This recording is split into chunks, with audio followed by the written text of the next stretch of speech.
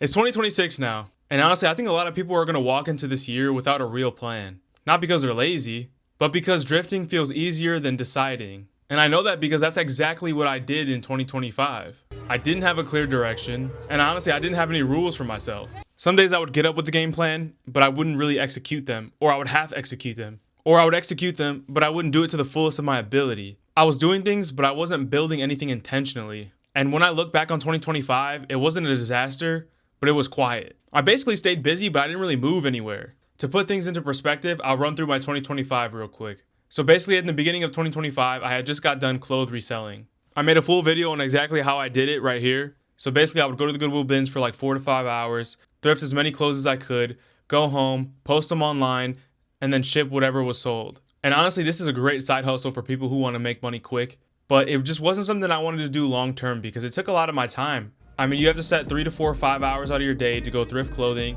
You have to go find the clothes, wash the clothes, post the clothes, and then ship the clothes. So it takes a lot of your time.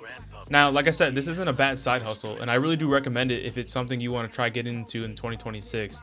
But for me, it just was something that was always temporary. Because I saw the lives of people who do it full time. They're basically at the bins from open to close or jumping from Goodwill to Goodwill trying to find vintage clothing at Goodwill stores that haven't been touched yet. And then they go home, wash, list, and ship. And then repeat the cycle every day. And there's nothing wrong with this. I just, like I said, couldn't see myself doing this for very long. So I kind of stopped doing it. But what happened was I didn't really stop doing it to replace it with something better. I kind of just stopped doing it and let it drift away. I did not replace it with a plan. And at the same time I was reselling clothes, I had also tried starting a clothing brand with my friend through this method. So basically we wanted to start a clothing brand, but first we wanted to gain a following of our clothes that we sold first. So basically we took curated drops of our vintage clothing, put it on a website and try to market it to gather a following through the vintage clothing. So after we would get a following from our vintage clothing, we then wanted to introduce our brand with our own clothes. But we didn't even make it that far. After our first 2 curated drops, we made 1 sale. And I made a full video explaining what happened on this as well. But essentially it didn't work. And we kind of just let that drift as well. So now it's around February and I have nothing going on. Fresh out of 2024, it's 2 months in and I had just given up everything that I was working on. And I didn't replace it with a single thing. So a lot of days went by where honestly I just didn't do anything. Now I had money I'd been saving up from the clothes reselling, so I was kind of fine on a financial note. But in terms of my career and my passions, I really wasn't working on anything. So I felt stuck. And one day I had an idea that I wanted to create a ping pong lounge in my area. Now to some this might seem crazy. And I do have a full video as well explaining how I did this and why I did this. But essentially to sum things up, there was not a lot of things to do in my area. So because of that, I wanted to fill that gap. And I wanted to create a lounge, a space where people can go, hang out, bring their friends, stay as long as they want, and just chill out. Now to some people are going to be like, how'd you make this into a business model? How is that going to work? It was going to fail from the start. And a lot of people did say that. But honestly, I felt like there was a spark. There was something in me that I felt like this was going to work, right? And so I went with it. So I spent the next couple months after that February idea, and I just started gathering exactly everything I was going to need. You know, the logos, the brand name, the workshops, the legal documents, the licensing, and I signed my first lease in March. So from March to June, I spent $22,000 trying to furnish the place to get it ready for opening day. And opening day was lackluster. It wasn't bad, but everyone that showed up was everybody that I knew. And so I knew that this was going to take a lot more than just relying on the people that knew me to put money into my business. So like any business would do, I began throwing in all my money at marketing. I printed a bunch of flyers and passed those out. I ran marketing campaigns on Facebook and Instagram. I was posting videos daily. I held tournaments and had DJs and bands. I essentially went all in for the next 3 months. So from about June to September, I was really dialed in. And I started seeing things turn around. A lot of people were showing up, even on the days that I didn't think anyone would show up. And things started to seem like they were turning around for the better. But then things weren't.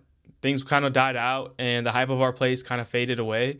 Now, I don't know if that was just because I kind of lost momentum in my marketing or if, the place itself was just not something that was repeatable. Like the same person that would go there maybe wouldn't go there for another 6 to 8 months just because it's all right. So fast forward to today. So it's January 2026 and the place is still open. It's not thriving, but we're making it. And I'm still trying to create new ideas and new things to get people in there. I'm starting to run new different campaigns that I feel like would entice people, like trying to rent out the space for parties. And, I guess we'll see what happens. But when I sit back and reevaluate my 2025, honestly, I think my biggest mistake was not having actual plans with actual steps that I worked on every single day. Now, I don't mean working myself to the bone, but I just mean like actually having something where I'm like, all right, today I'm going to do this and work on this and work on this. Every day I kind of got up in 2025 and was just like, all right, what should I do? What am I going to actually do? And we'll see if I do any of that. And, I got some things done that way, but that was basically just based on motivation. It wasn't on discipline. It wasn't because I had to do it. It wasn't because these things needed to be done regardless of how I feel. They were just getting done based on how I felt in that moment.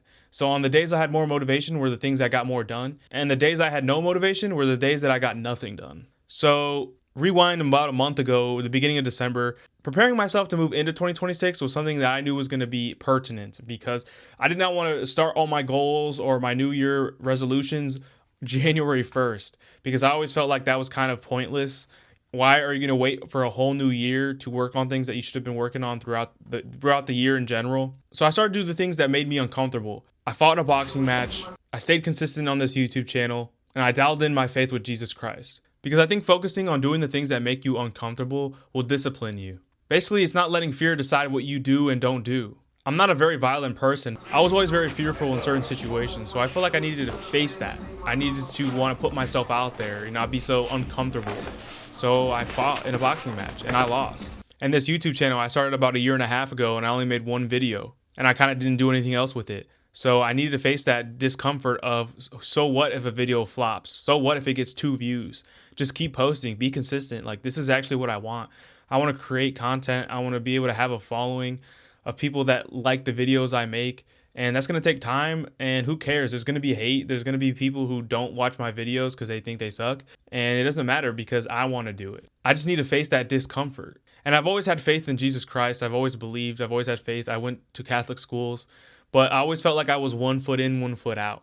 And so, really focusing on my faith and, taking away those things that were going to need to be taken out of my life. So when I say Dear 2026, this is what I mean. I'm letting go of what didn't work. I'm keeping what matters. And I'm moving with intention this time. My main focus this year is this channel. I've always loved making videos and I want to build something meaningful here for my future self and for you guys who are watching. Not just money content, but honest content. I want to post videos that include me failing. I want to post videos where I actually succeed, but you see what steps I took to get there. My goal isn't to get rich. My goal is to enrich my life. Money doesn't make me, I make money. And this channel was created from the perspective of someone who's broke, aka me and you. Yes, you, we're broke. Me and you, yes, we. And to show money-making methods that people just don't show the full truth on online. And one of the videos I plan on making in the near future is me going back to the Goodwill bins and showing you guys how to do this from scratch, including my errors, including the clothes that I grab that suck, and including the things that don't sell. I'm going to show it to you guys all, and I want to be transparent with every single video I make. And most importantly, I'm going to be moving with a plan this year. Every single week thought out, every single day thought out, to capitalize on wasted time. So if you're watching this going into 2026, don't drift. Cut what doesn't work, commit to something that does, and move this year like it actually matters. I'll see you guys in the next one.